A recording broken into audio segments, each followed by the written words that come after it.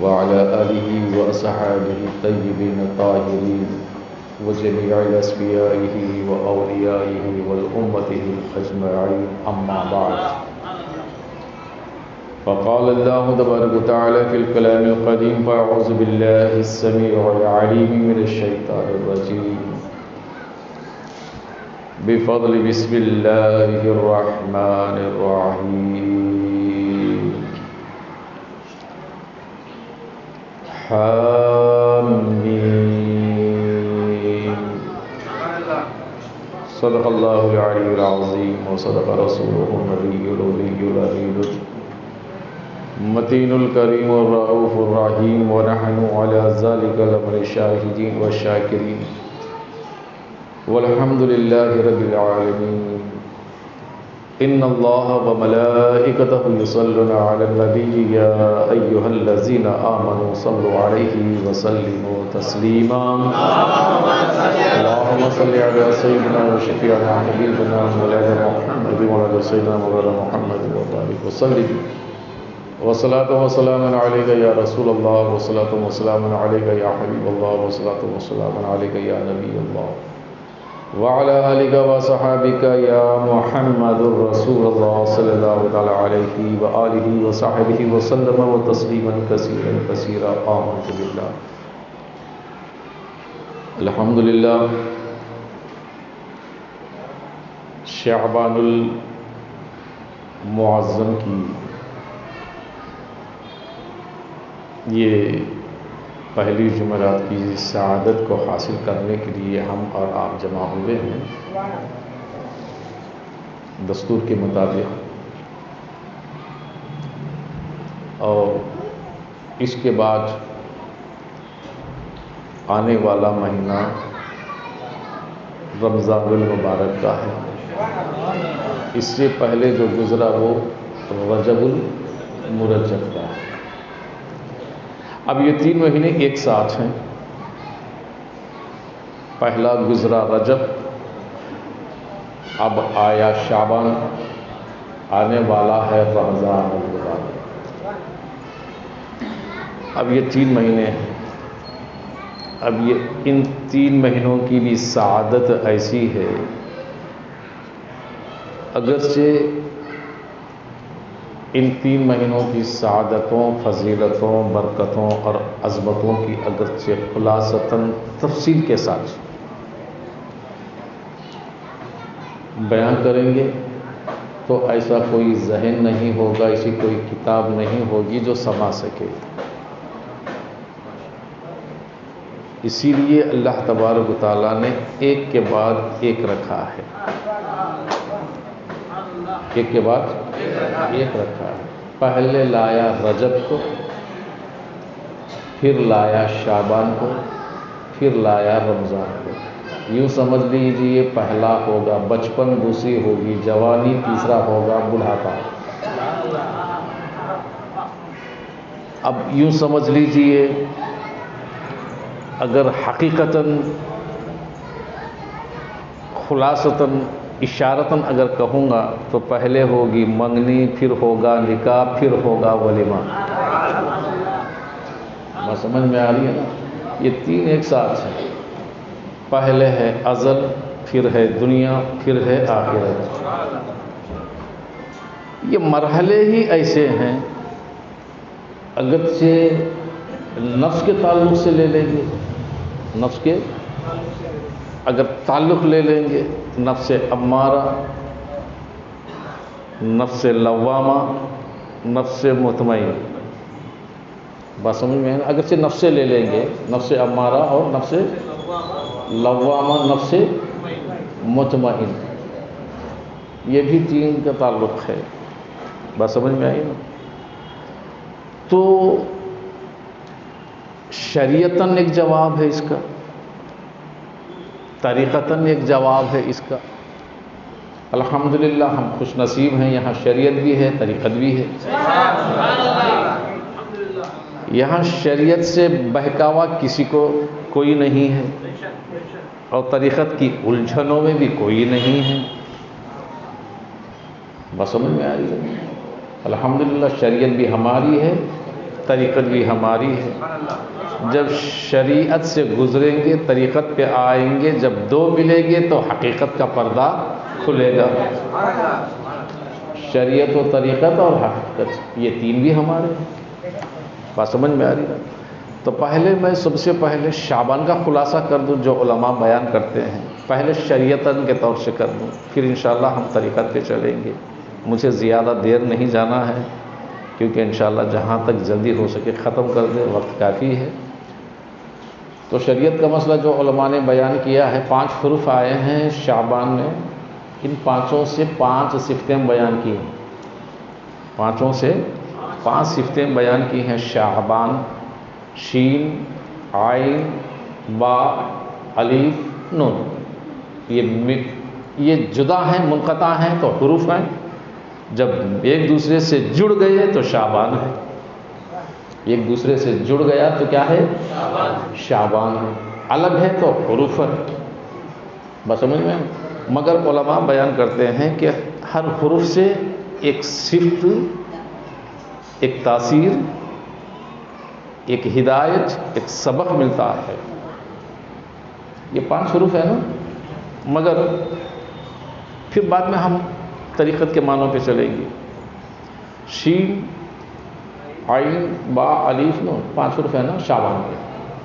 تو علماء بیان کرتے ہیں شین کا لفظ جو ہے، جب ہمیں یہ مہینہ ملتا ہے تو شین صرف سے صرف شرافت لے کے آتا ہے. کیا لے کے آتا ہے؟ شرافت. اب شرافت کس کو کہتے ہیں؟ بے بد شریفوں کو معلوم نہیں ہے، یہ شریف زادوں کو معلوم ہے. بات سمجھ میں آ رہی ہے؟ کس کو معلوم ہے؟ شریف زادوں کو. شرافت کس کو کہتے ہیں؟ شرافت. یہ واحد متکلم ہے. شرافت اکتائی لفظ ہے. اگر شرافتیں جمع ہو گئیں تو اشرف. شرافتیں جمع ہو گئیں تو کیا ہوتی ہیں؟ اشرف. جس شخصیت کے اندر ساری شرافتیں جمع ہو گئیں تو وہ مشرف. کیا ہے وہ؟ مشرف. ایک ہے تو شرافت، ساری شرافتیں جمع ہیں تو اشرف. جس شخصیت میں ساری شرافتیں جمع ہو گئیں تو وہ مشرف. اب ہم کو سمجھنا ہے کہ ہمارے اندر شرافت ہے یا ہم اشرف ہیں یا مشرف ہیں. پرکھ سکتے ہیں، دیکھ سکتے ہیں. مگر قربان جائیے اللہ تبارک و تعالیٰ کی ذات اکتائی پر، جس نے ہم کو چنا، جس نے ہم کو چنا اس کے حبیب کے لیے، ہم کو چنا اس کے رسول کے لیے، ہم کو چنا اس کے محبوب کے لیے. جب چنا تو اشرف بھی بنا دیا، مشرف بھی کر دیا، شریفت بھی عطا کی، اور سب کو ملا کر اشرف المخلوقات کا اعلان کر دیا. اشرف المخلوقات کا معنی یہ نہیں ہے اس میں سب کے سب ملے جھلے ہیں نا. اشرف جس کے اندر خود مشرف ہو شرافتوں سے، مشرف ہو شرافتوں سے، یہ معنی ہے. اب شرافت کس کو کہتے ہیں؟ ذلیل کو نہیں بولتے، بدنامی کو نہیں بولتے، گمنامی کو نہیں بولتے، خطاوار و گنہگار کو نہیں کہتے. جھوٹ بولنے والا، دھوکہ دینے والا، بغاوت کرنے والا، ڈاکے ڈالنے والا یا چوری کرنے والا، گالی غلوظ دینے والا، چغلی کھانے والا، اس کو شرافت بولتے نہیں بولتے. شرافت ان ساری چیزوں سے پاک و منزہ ہے، ان ساری چیزوں سے پاک اور منزہ ہے. سنگ دل پتھر دل والے کو نہیں بولتے. بات سمجھ میں آ رہی نا؟ ظالم کو نہیں کہتے، جاہل کو نہیں کہتے.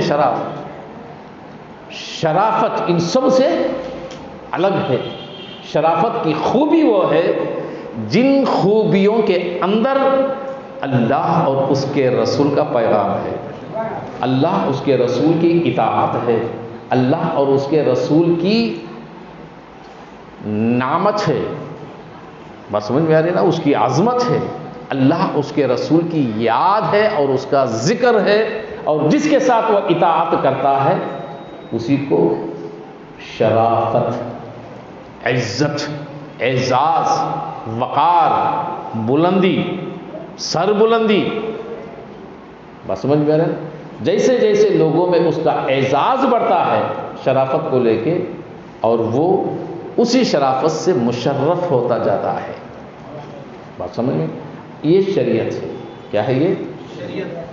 اب دوسرا حرف ہے عین. کیا ہے؟ عین. عین کا معنی ہے عبادت. کیا ہے؟ عبادت. اب عبادت کس کو کہتے ہیں؟ شاید میرے خیال سے عابد جانتے ہیں. کیا ہے؟ عابد جانتے ہیں. عبادت ہم کہتے ہیں نماز کو. عبادت ہم کہتے ہیں نماز کو. عبادت کہتے ہیں روزے کو. عبادت کہتے ہیں حج کو، طواف کو، سعی کو.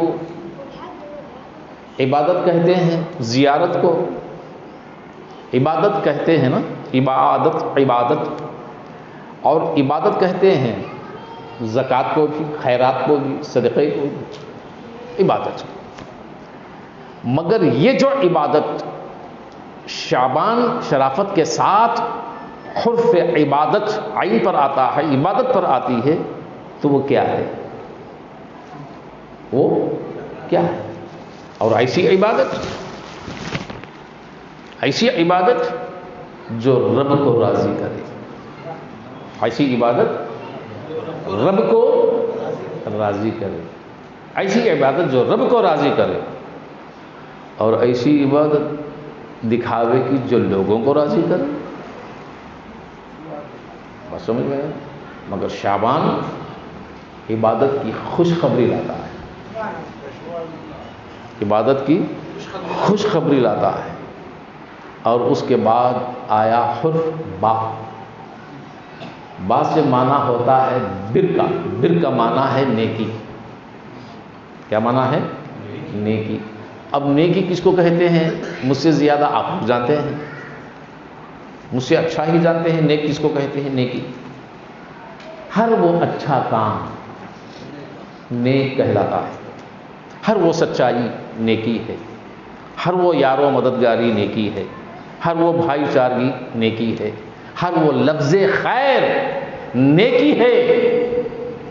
چلتے چلتے کوئی یتیم سامنے آ گیا، مسکراتے ہوئے اس کے سر پہ ہاتھ بھی رکھ دو نا، نیکی ہے. راستے سے پتھر ہٹاؤ، نیکی ہے. بات سمجھ میں آئی نا؟ نیکی. اپنے بیوی بچوں سے خوشی بانٹو، اچھی باتیں کرو تاکہ خوش ہو جائیں، نیکی ہے. ماں باپ کا چہرہ مسکراتے ہوئے دیکھو، نیکی ہے. محبت کو بانٹو، دشمنوں میں بانٹو، نیکی ہے. دوستوں میں بانٹو، نیکی ہے. نیک ایسا کام کرو جس کو چار پسند کر لے، نیکی ہے. بات سمجھ؟ تو شعبان نیکیوں سے ابھرا ہوا ہے، اس کی بھی بشارت دیتا ہے. اب اس کے آگے آیا حرف الف. یکتا. کیا ہے؟ یکتا. اب اس کے دو معنی بتائے. ایک ہے اہمیت کے، ایک ہے الہیت کے. بات سمجھ میں آ رہی ہے نا؟ اہمیت بمعنی جذبہ، ایمان. کیا ہے؟ ایمان، جذبہ، اختیار، حوصلہ. بات سمجھ میں آئے؟ یہ تمام کس کے پاس ہوں گے؟ اسی کے پاس ہوں گے جس کے پاس نیکی ہے. اسی کے پاس ہوں گے جس کے پاس عبادت ہے. اسی کے پاس ہوں گے جس کے پاس شرافت ہے. شرافت رکھنے کے بعد، عبادت رکھنے کے بعد نیکی کرنے کے بعد اگرچہ جذبہ ایمان نہ رہا تو جذبہ ایمان نہ رہا تو کچھ حاصل ہے وہ دعا بس سمجھ میں ہے نا. ایمان کا جذبہ بھی، اس کی پختگی بھی، اس کی سرسبز و شادابی بھی ضروری ہے. یہ تیسرے حرف پہ آیا، چوتھے حرف پہ. اب رہا پانچواں حرف نون. قرآن مجید میں ایک سورت ہے نون سے ہی شروع ہوئی، نون والقلم وما یسطرون. نون علماء نے نور سے مراد کی ہے. کیا معنی ہے؟ نور سے. کس سے؟ نور سے. نور کہتے ہیں اجالے کو. نور کہتے ہیں اجالے کو. نور کہتے ہیں فصاحت و بلاغت کو. نور کہتے ہیں تاریکی کے دور ہونے کو، ظلمت کے دور ہونے کو، اندھیرے کے دور ہونے کو. نور. اللہ بھی نور، رسول اللہ بھی نور. دامن مصطفیٰ سے جو بھی وابستہ ہیں وہ بھی جہاں لفظ خیر ہے نور، محفل جہاں ذکر میں ہے نور، جہاں محفل ذکر میں ہے نور. کیونکہ ان محفلوں پہ فرشتے جو آتے ہیں نور، توحید و کلمات لے جاتے ہیں جو طبقات نور. اسی لیے اللہ فرماتا ہے اللہ نور السماوات والارض. آسمانوں پہ بھی اسی کا نور، زمینوں پہ بھی اسی کا نور. تو معلوم یہ ہوا جب زمینوں پر ہم جہاں محفل جما کر بیٹھ جاتے ہیں سارا نور ہی نور ہی نور. تو شعبان المعظم نور کی بھی بشارت دیتا ہے. یہ علماء نے بیان کیا ہے. بات سمجھ میں؟ کیا بیان کیا؟ کس نے؟ علماء نے بیان کیا ہے.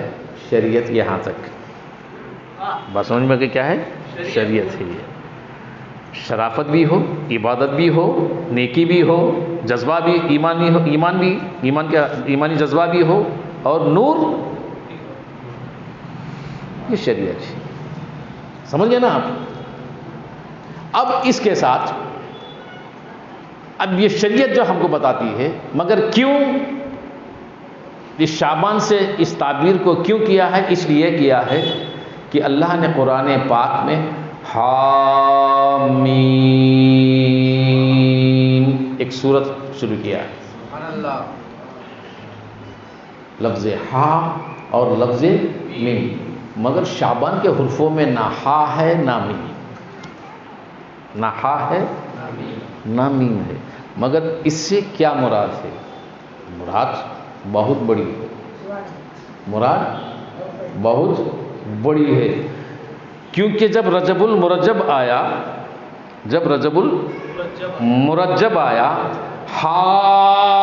حامد نے میم محمد کو بلایا.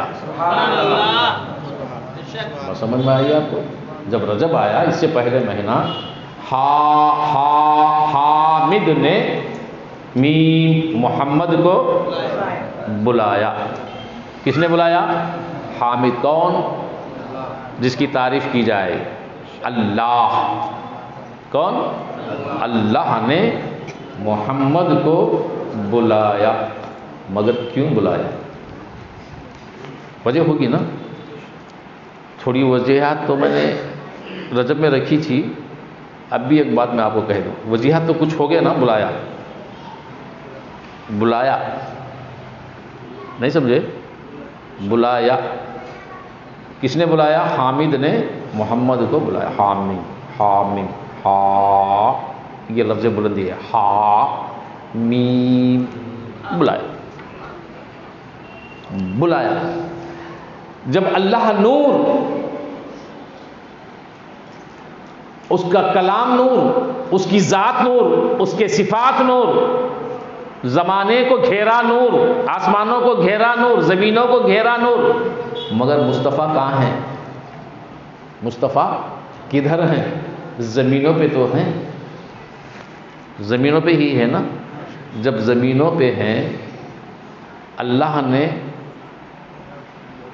زمینوں سے زمانوں سے آگے، مکین و مکان سے آگے لامکا میں بلایا،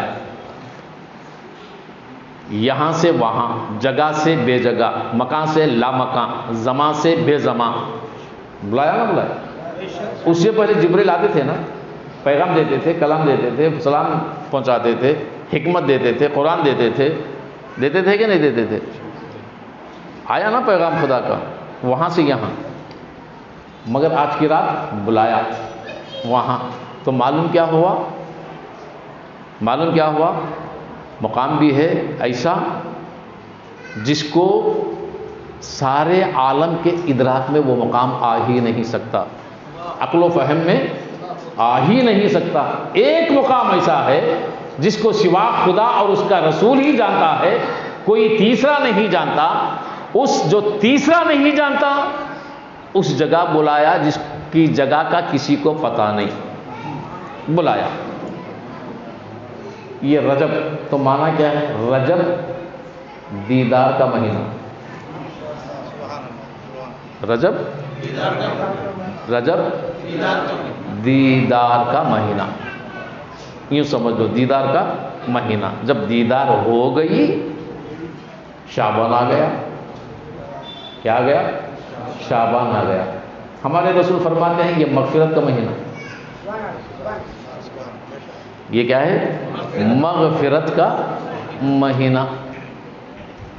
اب اس کے اندر جو شریعتاً احکام جو میں نے بتائے ہیں ابھی علماء کے تفسیراً شین با سے عین سے، یہ جب شعبان ہے یوں سمجھ لیجئے دیدار کا مہینہ گزر گیا، دیدار کا مہینہ گزر گیا نا۔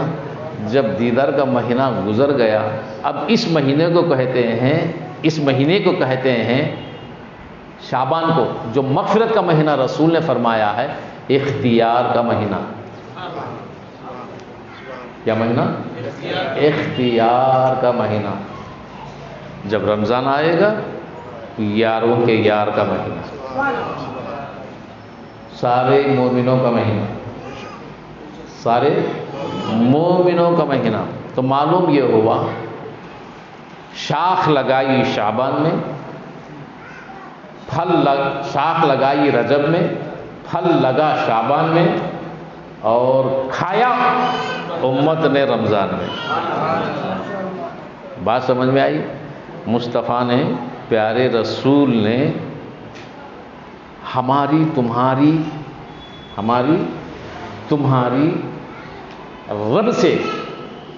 رب سے مغفرت و بخشش کا جو سامان ہے، مغفرت و بخشش کا جو سامان ہے، جو اللہ تبارک و تعالیٰ کی عطائے رحمت ہے، اس رحمت کی شاخ لگانے رجب میں، اور اس رحمت کی شاخ جب رجب میں لگ گئی تو شعبان میں کچھ اس کی خدمت ہوئی جس کو عبادت سے تعبیر کرتے ہیں۔ جیسے اس شاخ کو دوسرے بیل پودوں سے بچانا، پانی دینا، ہوا دینا، حفاظت کرنا، جس کو عبادت کہتے ہیں۔ اب اس کا پھل، اس کا فائدہ رمضان میں، اس میں، اسی لیے یہ 3 مہینے ایک ساتھ ہیں۔ اگر رمضان ہی کو لے لیں گے تو شعبان کے بغیر رمضان نہیں ہے، شعبان کو لیں گے تو رجب کے بغیر شعبان بھی نہیں، رجب ہے تو شعبان ہے، شعبان ہے تو رمضان ہے، بچپن ہے تو جوانی، جوانی ہے تو، اب بغیر بچپن کے جوانی کو کیسے لے سکتے ہیں؟ بغیر جوانی کے بڑھاپے کو کیسے لے سکتے ہیں؟ سوال ہی نہیں نا، یہ ترتیب ہے۔ اسی طرح رجب سے شعبان، شعبان سے رمضان، یاد رکھیں شعبان سے کیا ہے؟ رمضان۔ اب یہاں تک یہ کیا ہے؟ شریعت ہے۔ اب آئیے طریقت پر، بتاؤں 5 حرف ہے نا؟ کتنے؟ 5۔ اچھی طرح یاد رکھیں۔ شین سے شر کو دور کرنا، شر کو دور کرنا۔ اب یہ شر کیا ہے؟ شر شیطان جس کو کہتے ہیں، اعوذ باللہ من الشیطان الرجیم، پڑھتے کہ نہیں پڑھتے؟ یہ شر شیطان، اعوذ باللہ، پناہ مانگو خدا سے، دور کرنا، شر کو دور کرنا۔ اب شر کیا ہے؟ یہ شریف زادوں کا سیوا نہیں ہے۔ شرافت اور شر ایک جگہ نہیں ہوتے، یہ الگ الگ ہوتے ہیں۔ ہر اس نفسانی خواہشات شر کہتے ہیں، ہر برائی شر ہے، ہر ظلم شر ہے، ہر ستم شر ہے، جھوٹ شر ہے، شر ہے۔ اس سے کنارہ کش ہونا، اس سے بچنا، اس سے دور ہونا، اور ایسا ہونا کہ شر کا کوئی نقطہ بھی ہمارے وجود میں نہ پایا جائے۔ بالکل شر سے زبان پاک ہو، شر سے نگاہ پاک ہو، شر سے سماعت پاک ہو، شر سے من پاک ہو، شر سے تن پاک ہو۔ جب پاک ہو گیا، شر سے دور ہو گیا، عبادت۔ اب عبادت بمعنی علو، بلندی، پرواز، ایسی عبادت جس کے اندر ریاکاری نہ ہو، جس کے اندر ریاکاری نہ ہو، جس کے اندر ریاکاری نہ ہو۔ اب ہماری عبادتیں تو ساری کی ساری ریاکاری ہیں۔ میں تو سمجھتا ہوں ہماری کوئی عبادت ہے ہی نہیں۔ اگر کوئی کہے دے میں پنجگانی نمازی، تو میں کہوں گا تیرے قول میں جھوٹا ہے۔ کیوں؟ عبادت بغیر خدمت کے نہیں ہوگی، بغیر خدمت کے عبادت نہیں ہوگی۔ اب ہماری باتیں یہاں کریں، عبادت چلو نماز کا ہی مسئلہ لے لیں۔ مسجد کو جائیں، اذان ہو گئی، نماز کا وقت ہو گیا، مسجد کو جائیں۔ اب جانے والے گئے، جوتے اپنے چپل چھوڑے، جوتے اور اپنے چپل چھوڑے، وضو بنائے، اندر گئے، 2 رکعت یا 4 رکعت نماز پڑھے، واپس آئے، تو کیا اس کا نام عبادت ہے؟ اس کا نام عبادت کس نے رکھا ہے؟ کس نے رکھا ہے اس کا نام عبادت؟ یہی عبادت ہے۔ میں 2 سنتیں آپ لوگوں کو یاد دلاؤں۔ ایک سنت وہ ہے، نماز کے لیے جب مسجد آئیں گے، گھر سے باوضو ہو کر، گھر سے باوضو ہو کر جو مسجد کی طرف آنا، مسجد میں داخل ہوتے وقت دایاں پاؤں اندر رکھ کر داخل ہونا۔ بات سمجھ میں آ رہی ہے؟ یہ 2 سنتیں ہیں۔ یہ تو شریعت ہے، مگر طریقت دیکھو کیا سکھاتی ہے۔ جب ہم چلے گئے 2 رکعت 4 رکعت، تو اس کا نام عبادت ہے؟ نہیں۔ اگر کوئی آ گیا مسجد میں نماز کے لیے، مسجد کے باہر یا مسجد کے اندر صحن میں جوتے اور چپل چھوڑتا ہے، تو وہ خود کے جوتے اور چپل کی حفاظت خود کرے۔ وضو کرنا ہے تو خود کا پانی خود بھرے، خود کا پانی خود بھرے۔ کسی کے باپ کا نوکر کوئی نہیں ہے تمہارے لیے وضو کا پانی بھر کے دینے کے لیے، یہ طریقت ہے۔ بات سمجھ میں آ رہی ہے؟ اور مسجد جب عبادت کے لیے آئیں تو مسجد کی جگہ، خود کی جگہ خود صاف اور ستھرا کرے۔ طہارت کو جائیں، کوئی پیشاب کو جائے گا، کوئی پاخنے کو جائے گا۔ مسجد عبادت گاہ ہے۔ جب پیشاب و پاخنے کو جائیں گے، اللہ کا گھر تمہاری ضروریات کے لیے، متنے ہگنے کے لیے رکھے؟ اگر ایسا کرنا ہے تو خود کا بول و براز، خود کی صفائی خود کرے۔ بس سمجھ میں آ رہی ہے آپ کو؟ اور یہ بھی دھیان رکھیں، اور مسجد میں گئے اندر اندھیرا ہے، ہم جا کر باپ کی جاگیر سے مگر ٹک ٹک ٹک ٹک بٹنا ڈالتے، فیانہ ڈالتے، لائٹ ڈالتے، مگر طریقت بے وجہ ضرورت اللہ کے گھر کا کوئی تنکا بھی خود کے لیے استعمال نہیں کر سکتا، یہ حرام ہے۔ کیا ہے یہ حرام ہے۔ اب جب یہ حرام ہے تو ہماری عبادت جائز کب ہے؟ اور اس پر ہم پھر حکم چلاتے ہیں، لائٹ کئی کو نہیں جلی، پانی کئی کو نہیں آیا، یہ کئی کو ایسا ہے، وہ کئی کو ایسا ہے۔ ارے عبادت کے لیے آیا یا حکم چلانے کے لیے؟ یہ شریعت مانے نہ مانے مگر طریقت ہرگز نہیں مانتی، طریقت ہرگز نہیں مانتی۔ اور جب یہ اصول اسی طرح رہیں گے پھر سنت پڑے گا، فرض کا انتظار کرے، بات چیت بند، یہاں تک کہ اہل طریق میں نگاہ مسجد میں اٹھا کر ادھر ادھر دیکھنا بھی حرام ہے۔ وہ اپنی خود کی حاجت اللہ کے گھر میں نہیں رکھ سکتا، اگر رکھا تو حرام ہے۔ اور بعض لوگ کہتے ہیں مسجد ہے، سب کی جاگیر ہے، ہم چندے دیتے ہیں، ہم کیا ہیں؟ چندے دیتے ہیں، سب حکم چلا سکتے ہیں۔ ہاں چندے دیتے ہیں حکم چلانے کے لیے نہیں، مسجد چلانے کے لیے۔ چندہ دیتے کس کو ہیں؟ اللہ کے گھر کو۔ کس کو؟ اللہ کے گھر کو۔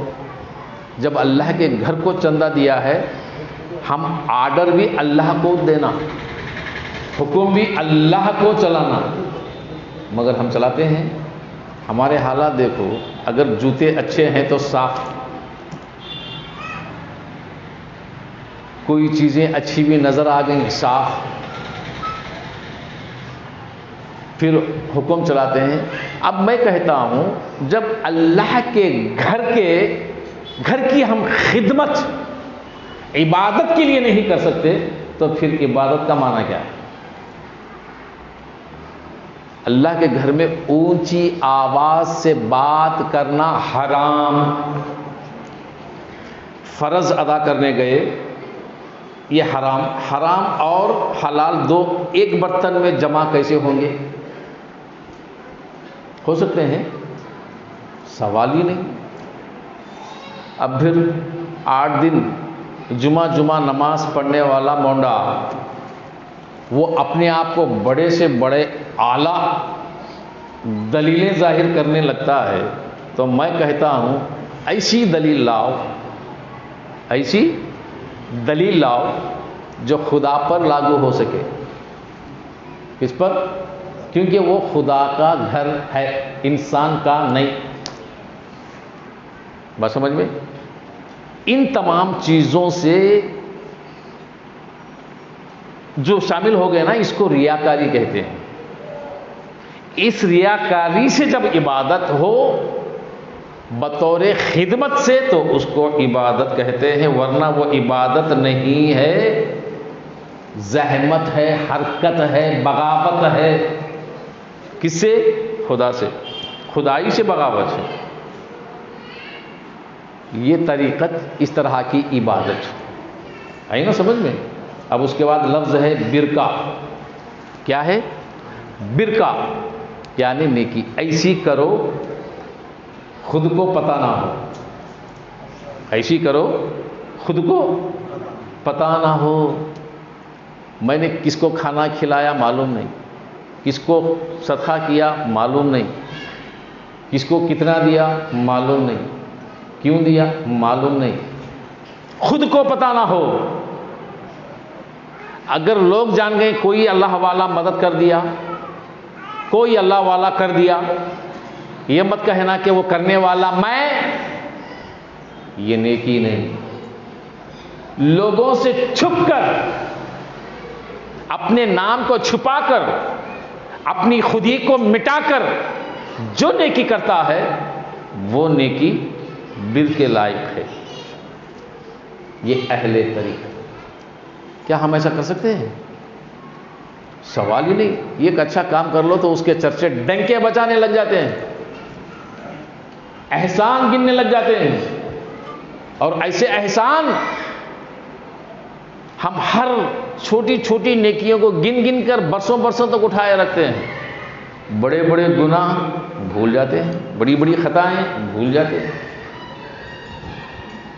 ایسی نیکی کرو جو خود کو پتہ نہ ہو، خود بھول جائیں. اس نیکی سے خدا راضی ہو جاتا ہے. اسی نیکی سے خدا دکھتا ہے، ہم کو دکھتا ہے. مگر ہر مخلوق پہ اسی کا کرم ہے، اسی کی عطا ہے. بات سمجھ میں آئی نا؟ ہم تو چھوٹے موٹے کام وہاں تک اس تک تو نہیں پہنچ سکتے نا. بات سمجھ میں آ رہی؟ پھر ایسا کام کرو جو خود کو پتہ نہ ہو، جس سے اللہ، اب ہم کہتے ہیں ہم یہ کام کر لیں اللہ راضی ہو گیا. ایک چھوٹا واقعہ میں آپ لوگوں کو بتاؤں گا. حضرت سفیان سوری جانتے ہیں نا؟ بڑے جلیل القدر بزرگ ہیں. سوری یعنی سریا کے رہنے والے، ملک شام کے بڑے بڑے اولیاء، غوث و قطب، ابدال، بہت تعظیم و ادب کرتے. جس راستے سے آتے بڑے بڑے مانے ہوئے اولیاء ادب سے کھڑے ہو جاتے. سفیان سوری رحمۃ اللہ جلیل القدر. محفل جو بصرہ میں، کہاں؟ محفل جمی، پردے میں عورتیں، باہر ذکر و تسبیحات ہو گئے. اب آپ دعا کرنے لگے اللہ سے کہ کیا؟ اے اللہ، اللہم رضیت منی، آمین. اللہم رضیت منی، اے اللہ مجھ سے راضی ہو جا. اے اللہ مجھ سے راضی ہو جا. اے اللہ مجھ سے. ایک بار بولے، دو بار بولے، تین بار بولے، چار بار بولے، 5 بار بولے. 6ویں بار جو عورتیں پردے میں تھیں وہاں سے ایک عورت پکاری، بس کرو، خاموش ہو جاؤ. کتنے بار دعا کریں گے؟ اگر میں یہ دعا کروں گا، عورتوں میں سے کوئی عورت ایسا مجھے خاموش کرا دے گی تو ہم کیا سوچیں گے؟ چلو ہماری بات الگ ہے، میں کیا سوچوں گا؟ بات سمجھ میں آئی نا؟ اس عورت نے ٹونکا، خاموش. کتنے بار دعا کرے؟ اب حضرت تھم گئے، کہنے لگے اے خاتون، کیا میری دعا میں کوئی کوتاہی ہے؟ ایسی کون سی بات آ گئی کہ تم کہتی ہو خاموش؟ تو وہ عورت نے کہا، خاتون نے کہا، ہاں کتنے بار کہتے ہو اے اللہ مجھ سے راضی ہو جا، مجھ سے راضی ہو جا، مجھ سے راضی ہو جا، مگر کبھی تم نے سوچا کہ اللہ سے تم راضی ہو؟ اللہ سے تم راضی ہو؟ اگر تم اللہ سے راضی ہو یقیناً اللہ تم سے راضی. پہلے سوچو کہ تم اللہ سے راضی ہو. معنی کیا ہے؟ اب ہم تو اللہ کو راضی کرنا چاہتے ہیں، اللہ راضی ہو جائے. پہلے یہ دیکھو کہ اللہ ہم سے راضی ہے، بتانے کا مطلب ہم سے راضی ہے. اب یہ خاتون جو بول اٹھی وہ خاتون کوئی اور نہیں تھی، حضرت رابعہ بصری تھی. کون تھی؟ رابعہ بصری رضی اللہ تعالیٰ عنہا. سب جانتے تھے یہ رابعہ ہیں، بغیر حکمت کے کوئی بات نہیں کہیں گی. بات سمجھ میں آ رہی نا؟ پہلے دیکھو تم خدا سے راضی ہو. ہاں کیسے؟ خدا سے راضی کیسے؟ خدا نے خوشی دیا شکر ادا کرو، غم دیا تب بھی شکر ادا کرو، صحت دیا شکر ادا کرو، بیماری دیا شکر ادا کرو، مصیبت دیا شکر ادا کرو، تندرستی دیا شکر ادا کرو، کشادگی دیا شکر ادا کرو، تنگ دستی دیا شکر ادا کرو، تمہیں عزت دیا شکر ادا کرو، ذلت دیا شکر ادا کرو، تم نام والے ہو گئے شکر ادا کرو، بدنام ہو گئے شکر ادا کرو. کبھی اف تک، کبھی شکوہ، کبھی شکایت، کبھی اف تک اس کے اوپر نہ آنے دو. کبھی ایسا کیا؟ پیٹ بھرا شکر ادا کرو، بھوک لگ گئی فاقہ ہے شکر ادا کرو. کیونکہ ہر شے، ہر چیز، ہر مصیبت، ہر بیماری، ہر صحت، ہر تندرستی، ہر کشادگی، ہر دولت و مال و ملکت، ہر غریبی و تنگ دستی، سب کی سب اللہ کی طرف سے آتی ہے. جب سب اللہ کی طرف سے آتی ہے تو اس کے ہر آنے پر تم راضی ہو جب خدا تم سے راضی ہو. مگر تم کہاں راضی؟ 4 پیسے آ گئے تو صاحب کے گھر پہ دستک بھی نہیں دیتے. کون صاحب بولتے؟ نہیں بولتے. ذرا مال مل کر شہرت مل گئی، پیر بھی نہیں، مرشد بھی نہیں.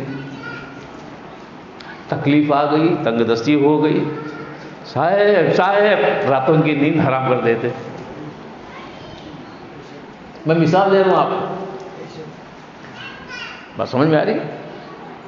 ہر تکلیف، ہر مصیبت، ہر بیماری پر خدا یاد آتا ہے. تمنگری پر نہیں آتا نا، مال و ملکت پر نہیں آتا نا، عیش و آرام پہ نہیں نا. بات سمجھ میں آ رہی؟ ہاں جب عیش و آرام ملتا ہے یا میں نے کما لیا ہے، میں نے جمایا ہے، میں نے کیا ہے. جب خدا کی عطا نہیں ہوتی تو کس چیز کی، کیا اوقات انسان کی؟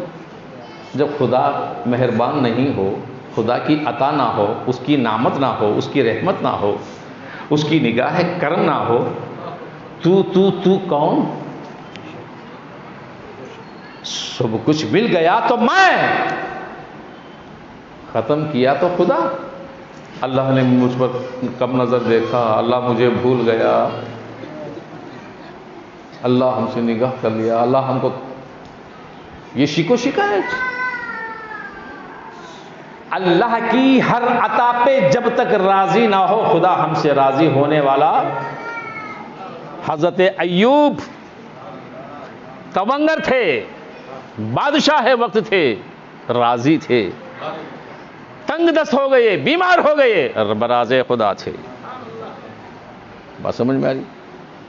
حضرت سلیمان نے صرف ایک بار، صرف ایک بار ذرا اپنا دھیان ایک پل کے لیے ہٹا لیا. مشقت میں کتنے سال پڑ گئے معلوم؟ 12 سال. صرف ایک پل کے لیے کتنے سال پڑے معلوم؟ کتنے سال نہیں معلوم؟ 12 سال. ہفتے اقلیم سلطنت پر بہنے والے، تمام عالم کائنات پر حکومت کرنے والے، ہواؤں پر، مچھلیوں پر، درندوں چرندوں پر، چونٹیوں پر حکومت کرنے والے سلیمان ایک مچھلی پکڑنے والے کے پاس نوکر بن کر، دن بھر نوکر کرتے. مچھلہارے کے پاس صرف 2 مچھلیاں ان کو مزدوری میں ملتی. ایک مچھلی کھاتے، ایک مچھلی فروخت کر کے کچھ ساز و سامان لاتے. 12 سال انہوں نے کبھی شکوہ کیا؟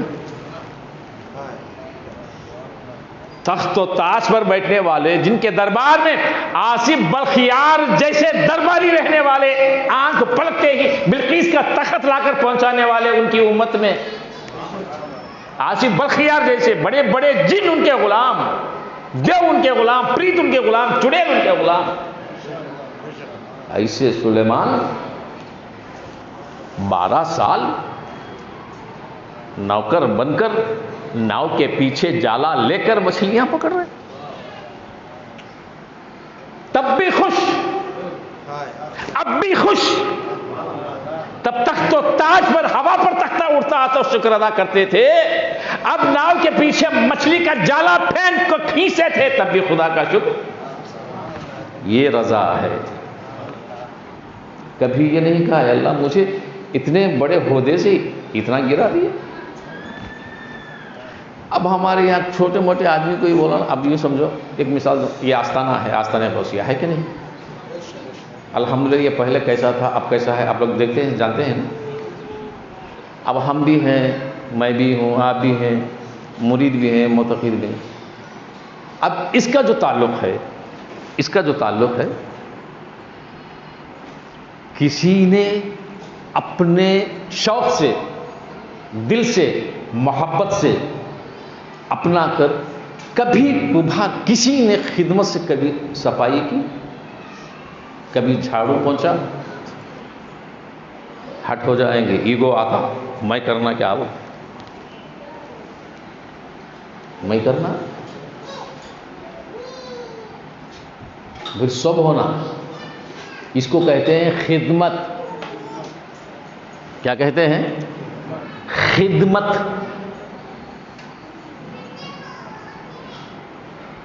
جھکنے پہ مت بولو۔ بر، نیکی ایسی جو خود بھول جائے، اور خود بھول جانے کا مطلب یہ ہے ضمیر سے پیدا ہو، ضمیر سے پیدا ہو، نہ کسی کے کہنے پر، نہ کسی کے سمجھانے پر، نہ کسی کے حکم دینے پر، نہ کسی کے بولنے پر، نہ کسی کے دکھاوے پر، دیکھنے پر، ضمیر سے۔ جب تک انانیت ہمارے اندر رہے گی نیکی ہماری بر نہیں کہلائے گی۔ یہ طریقہ ہے۔ الف، الجھن نکالو۔ کیا الجھن؟ جو نہیں ہوتا اس کی الجھن، جو نہیں کر سکتے اس کی الجھن، جو نہیں سماتا اس کی الجھن۔ یوں دیکھیے، میں روزانہ 200 روپے مزدوری کرتا ہوں، روزانہ 500 کمانے کی الجھن، 500 کماتا ہوں 1000 کی الجھن، 1000 کماتا ہوں 5000 کی الجھن، 1 لاکھ روپے کا بیپار کرتا ہوں 10 لاکھ کرنے کا الجھن، 10 کو 20 بنانے کا، 20 کو کروڑ بنانے کا الجھن، 1 مکان ہے 2 مکان بنانے کا الجھن۔ بس سمجھ میں آ رہی نا؟ اس کو ہم کیا تعبیر کرتے ہیں؟ ترقی، اس کو تعبیر کرتے ہیں عروج، اس کو تعبیر کرتے ہیں ہوشیاری۔ یہ ساری الجھنیں، یہ الجھن خدا سے، خدا کی یاد سے غافل کر دیں گی، شریعت سے غافل کر دیں گی، حق پرستی سے غافل کر دیں گی، سچائی صداقت سے غافل کر دیں گی، اور رحم دلی سے غافل کر دیں گی۔ حقانیت کا راستہ نکل جائے گا، اس سے غافل کر دیں گی۔ اسی الجھن میں راتوں کو نیند برابر نہیں آئے گی، کب کب سویرا ہوگا، کب کب میں سامان تجارت لے کر چلوں، کب کب لوگوں کو پھنساؤں، کب کب کس سے مال اور کس طرح میں خرید و فروخت کروں، کس کس فائدے پر، کس کس دام پر میں مال بیچوں۔ یہ الجھن تو ایسی جو الجھن ہے، کیونکہ تقدیر خدا نے بنائی ہے، اسی تقدیر پر دنیا مقدر لے کر چلتا ہے، اسی مقدر پر مسلم جب رہے گا وہی خدا کی رضا ہے اور وہی تقدیر ہے۔ مگر اس تقدیر کے آگے جو مقدر ہے اس کو یہ اپنی منمانی سے جب دوڑاتا ہے، حالانکہ اگرچہ مل بھی گیا تو آنے والی زندگی الجھن ہی الجھن، پریشانی ہی پریشانی، صدمہ ہی صدمہ۔ کیوں؟ وہ تقدیر کے آگے نکل گیا۔ ہم اس کو سمجھتے ہیں ترقی کر لیا، چلو مال میں ترقی کر لیا، نقصان نہیں ہے تو بیماری بھی اچھی ہے تو پریشانی۔ بات سمجھ میں آ رہی ہے؟ تو ایسی الجھن کو نکالو۔ ملا تو شکر ادا کرو، نہ ملا صبر کیا کرو۔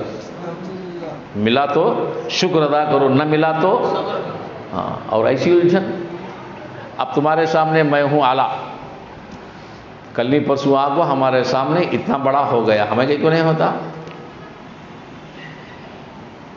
اب اس کی طاق میں کرنا۔ بات سمجھ میں آئی؟ تو ایسی الجھنیں ہم کو سوائے تنگ دست پریشانی اور بیماری کے دوسرا فائدہ نہیں پہنچا سکتی۔ ہاں، الجھن رکھو، حقانیت کے راستے پہ کیسے چلیں، سچ کا بول بالا کیسے کریں، صداقت کا بول بالا، عدل و انصاف کا بول بالا کیسے کریں۔ بات سمجھ میں آ رہی؟ تو ایسی الجھنیں رکھو۔ بات سمجھ میں آ رہی ہے؟ تو ایسی الجھن مت رکھو جو ہم کو سامنے فائدہ نظر آئے، پیچھے اس کا نقصان اٹھانا پڑے۔ کیا فائدہ الجھن سے؟ بات سمجھ میں آ رہی نا؟ ہاں تقدیر میں ہے، مقدر برابر نشانی پر لے کر چلتا ہے، اور تقدیر میں نہیں ہے تم ہزار ہاں بھی کوشش کرو، سوائے پریشانی و صدمے کے کچھ بھی حاصل مدعا نہیں ہوتا۔ پانچواں حرف ہے نور۔ اب ساری حقیقت اسی کے اندر ہے، ساری حقیقت اسی کے اندر ہے۔ نور سے نسبت مراد ہے۔ کیا ہے؟ نسبت، کڑی۔ اور نسبت کس سے؟ کس سے نسبت؟ دنیا سے، مال سے، ملکت سے، شہرت سے نہ، نسبت۔ کیا ہے یہ؟ نسبت۔ اللہ سے اگر ہم کہیں گے اللہ سے نسبت ہماری ہو ہی نہیں سکتی، اللہ بے نیاز ہے۔ نسبت رسول اللہ سے۔ کس سے؟ رسول اللہ سے، اور رسول اللہ کے صدقے مولا علی سے۔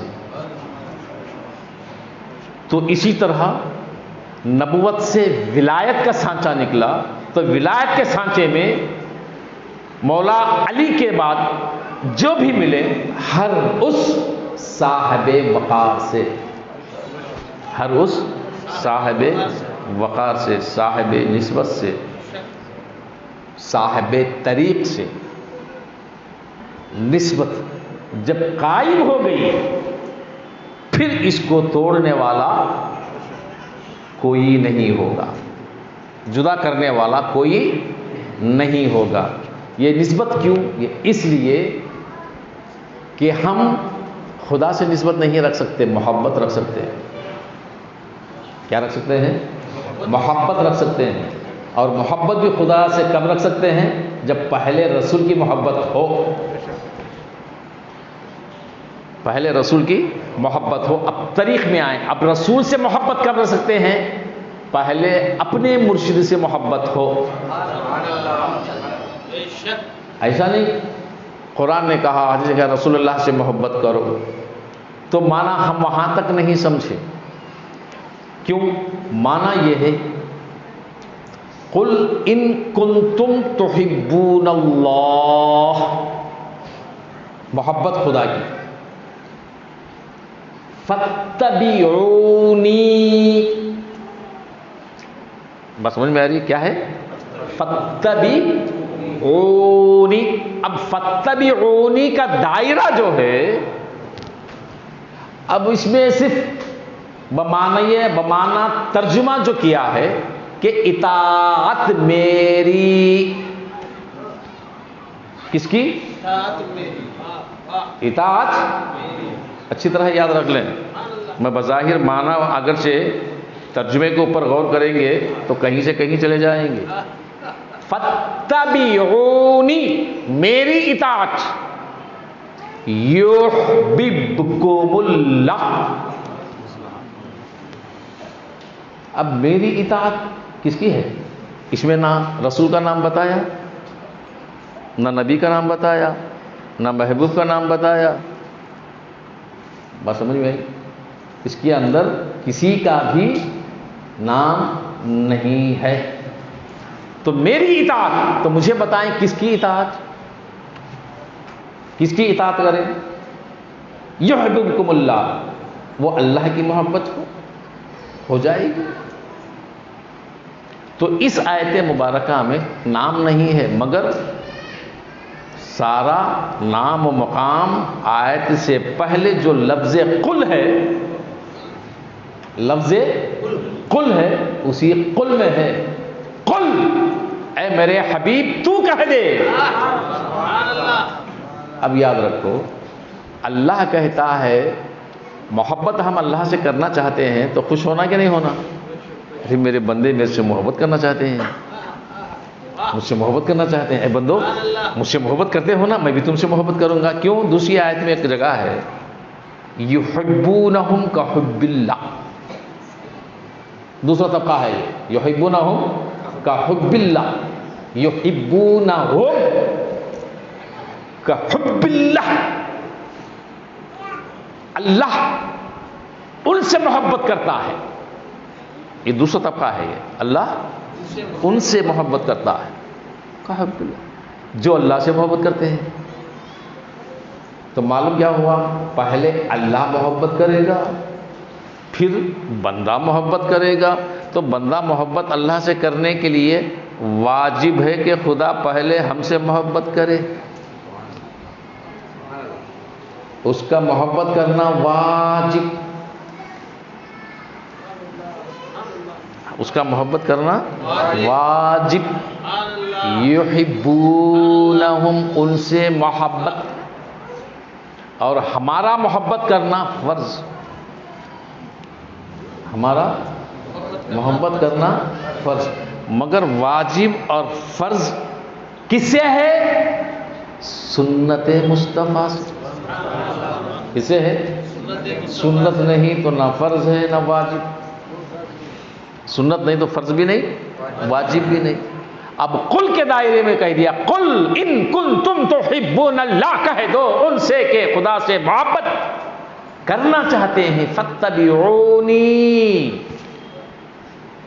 میری اطاعت کرو. اب یہ اطاعت جو ہے ایک اہتمامی لفظ ہے. اب اطاعت میں نماز ہے، روزہ ہے، حج ہے، زکوٰۃ ہے، خیرات ہے، صدقہ ہے، یہی نہیں ہے، یہی نہیں ہے. اگر یہی ہوتا تو صرف اسی کا نام اطاعت نہیں. اطاعت کے اندر چاہت و الفت ہے، اطاعت کے اندر محنت و مشقت ہے، اطاعت کے اندر بھائی چارگی، یار و مددگاری ہے. تو اطاعت کے اندر نبی کے ساتھ، نبی کے احکام، نبی کے فرمان، نبی کے اقوال و افعال جو بھی ہیں، چاہے وہ رات کے اندھیرے میں ہو، دن کے اجالے میں ہو، یا باہر بازاروں میں ہو، یا گھر کے اندر ہو، جو نبی کا تعلق، جو نبی کے کردار کے ساتھ جو بھی واسطہ ہے، یہ سارے کے سارے اطاعت میں ہیں.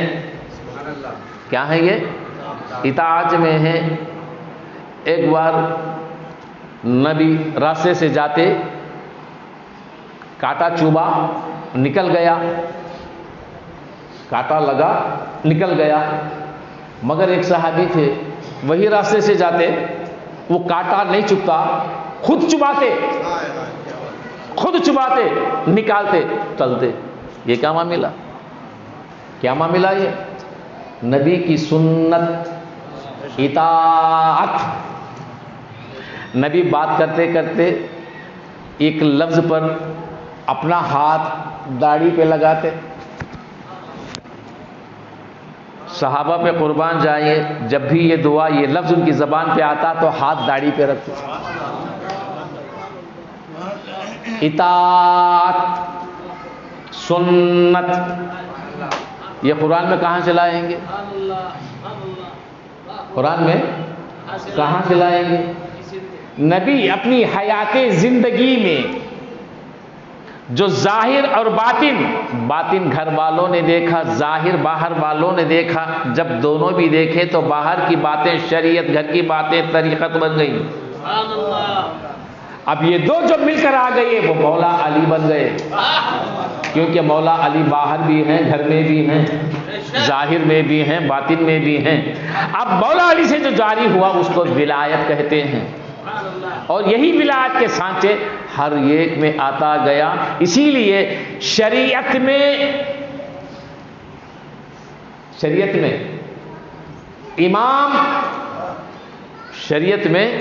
امام اپنا چہرہ مقتدی کو بتائے، یہ سنت ہے. نہیں معلوم ہے نا؟ بخاری مسلم کی حدیث ہے، امام نماز کے بعد اپنا چہرہ مقتدیوں کی طرف گھومنا ہونا. نماز ہو گئی نا، مقتدیوں کی طرف چہرہ کر کے بیٹھنا، مقتدی سارے اس کے چہرے کو تکنا.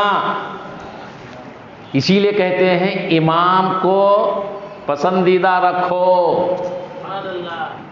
امام سے خوش رہو، امام کو بھی ایسا چنو کہ اس کے خوش اخلاق رہیں، اور جوان رہے، خوبصورت رہے، آواز اچھی رہے، وقار رہے۔ بات سمجھ میں آئی نا؟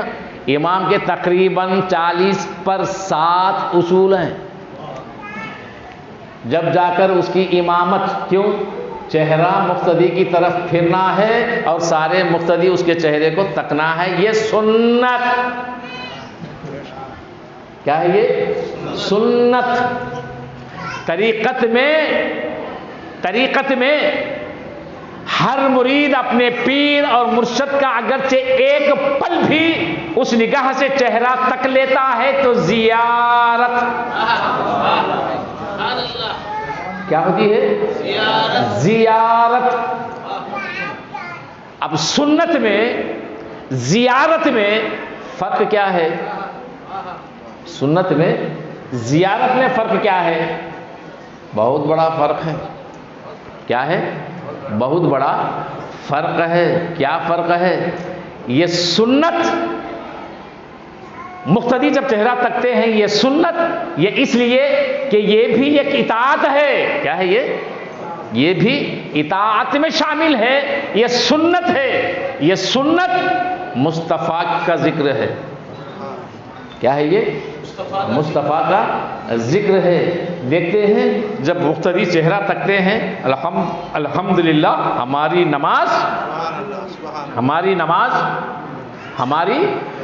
نماز پوری ہو گئی، ہماری نماز پوری ہو گئی۔ جب مرشد کا چہرہ پل کے لیے بھی تکتے ہیں، زیارت، تو زیارت معنی کیا ہے؟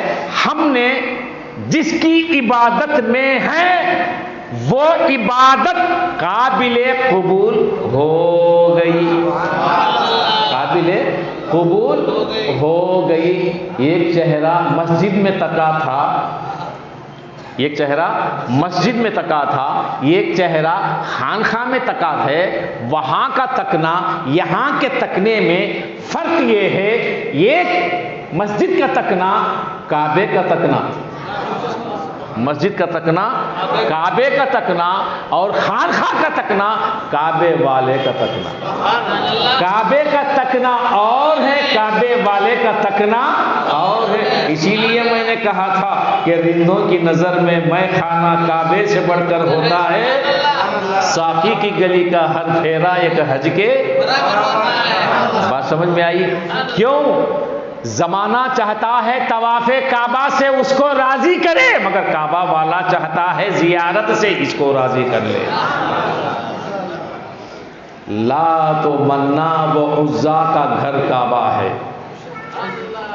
افرأیتم اللات والعزا ومناۃ الثالثۃ الاخری، یہ 3 خداؤں کا گھر ہے۔ کیا ہے؟ 3 خداؤں کا گھر ہے۔ اس کی حقیقت کچھ اور ہے، اس کی حقیقت کچھ اور ہے۔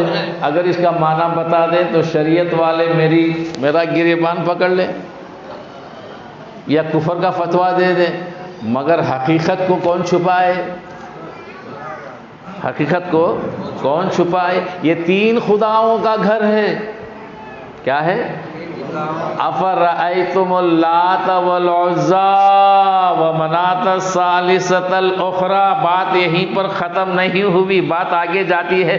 وَلَهُ وَلَكُمُ الذَّكَرُ وَالْأُنثىٰ، وَلَكُمُ الذَّكَرُ وَالْأُنثىٰ۔ اب مانا ہمارے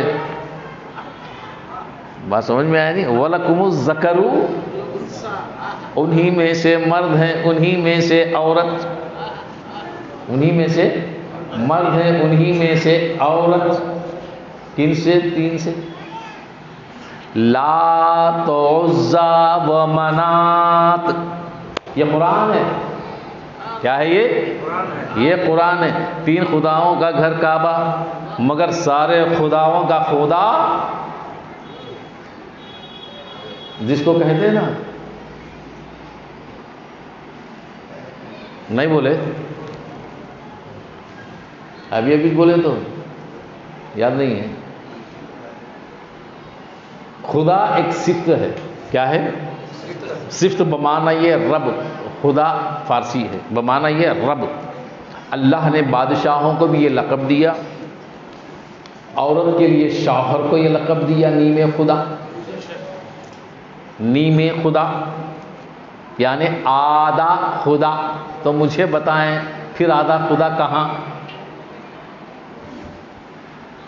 آدھا خدا کون؟ شوہر بیوی کے لیے آدھا خدا، تو بقیہ آدھا بچ کو ہے نہیں. تو معنی ایسا نہیں، معنی یہ ہے جو خدا ہے اس کی صفتوں میں سے جو صفت ہے رب کی، اس میں آدھی. جو محبوب ہیں انبیاء ہیں یہ پوری صفت پہ ہیں، یہ پوری صفت پہ ہے. یہ بھی قرآن ہے. بات سمجھ میں آئی نا؟ خدا تو یہاں ہزارہ خدا ہو سکتے ہیں کیونکہ وہ خدا کا گھر ہے. ہزارہ خدا ہو سکتے ہیں کیونکہ وہاں خدا کا گھر ہے، اور وہ گھر ایسا ہے سوائے خدا کے اور کوئی وہاں ہو ہی نہیں سکتا. وہ گھر ہے گھر مصطفیٰ کا، کوئی اور ہو ہی نہیں سکتا سوائے خدا کے. یہاں ہو سکتے ہیں کیونکہ شیطان، جن، بھوت، پریت سب اللہ کے گھر میں آ سکتے ہیں. چھوٹ ہے، گیٹ اوپن. نماز میں آ سکتے ہیں، صفوں میں آ سکتے ہیں، خطبے میں آ سکتے ہیں. امام اگر اللہ اکبر کہے تو اس کے کاندھوں پہ بیٹھ سکتا ہے. مگر یہ گھر ایسا ہے، یہ گھر ایسا ہے سوائے اس کے دوجا آ ہی نہیں سکتا. اسی لیے کہا خدا نے اے میرے پیارے جہاں تو وہاں میں. اسی کو صنم کہتے ہیں، اسی کو یار کہتے ہیں، اسی کو مالک کہتے ہیں، اسی کو ملجا کہتے ہیں، اسی کو محبوب کہتے ہیں، اسی کو حبیب کہتے ہیں، اسی کو پیر کہتے ہیں اور اسی کو مرشد کہتے ہیں. اسی لیے وابستگی مرشد سے نسبت، یہ نسبت وہاں تک چلے گی جہاں تیسرا نہیں ہوگا. یا تو میں، یا تو تو، یا تو تو، یا تو میں. بات سمجھ میں؟ یہ الفاظ ہیں، یہ اس کے معنی ہیں. اس کے معنی اور بھی ہیں انشاءاللہ تبارک و تعالی. وقت کافی نہیں ہے تو بس آج کے لیے اتنے پر اکتفا کریں گے. اللہ تبارک و تعالی سب کو توفیق عطا فرمائے. اور یہ بات بھی دھیان میں رکھ لیں کہ فاتحہ ہوگی، فاتحہ کے بعد انشاءاللہ تبارک و تعالی کھانا کھانے کے بعد محفل ذکر ہوگی. محفل ذکر ہوگی انشاءاللہ جلدی جلدی. جو محفل ذکر کی محفل میں بیٹھنا چاہتے ہیں، کرنا چاہتے ہیں انشاءاللہ تبارک و تعالی، کیونکہ ہر پیر ہر جمعرات یہاں محفل ذکر چلائی جاتی ہے. تو انشاءاللہ تبارک و تعالی ہر پیر ہر جمعرات جو شامل ہونا مریدین کا تو پہلا حق بنتا ہے. اور ایک گھنٹے کے لیے پہلے طریقے کو سیکھ لیں، طریقہ جان لیں. ایسا نہیں کہ یہاں بیٹھنا، یہاں کرنا، مگر جہاں بھی وقت ملے، جہاں بھی ہو، کم سے کم ایک آدھا گھنٹہ 10 منٹ وقت نکالیں اور ذکر چلائیں، ذکر کرتے رہیں. تو انشاءاللہ تبارک و تعالی وہ اگرچہ ہمارے اندر وہ عادتاً بن جائے گی تو پھر اس کے بعد وہ کیفیت ہی الگ ہوتی ہے، وہ تاریخ ہوتی ہے انشاءاللہ. ایسا نہیں کہ ہم صرف آئے دنیا سے 4 دن رہے، کھائے پیے، پھر وقت آ گیا چلے گئے. نہ، جاتے جاتے کچھ کام ایسے کر کے جائیں جو ہمارے ساتھ آنے والے ہیں، ہمارے ساتھ آنے والے ہیں، ہمیشہ یاد رکھنے والے ہیں. تو اللہ تبارک و تعالیٰ سب کو توفیق عطا فرمائے. وآخر دعوانا الحمدللہ رب العالمین.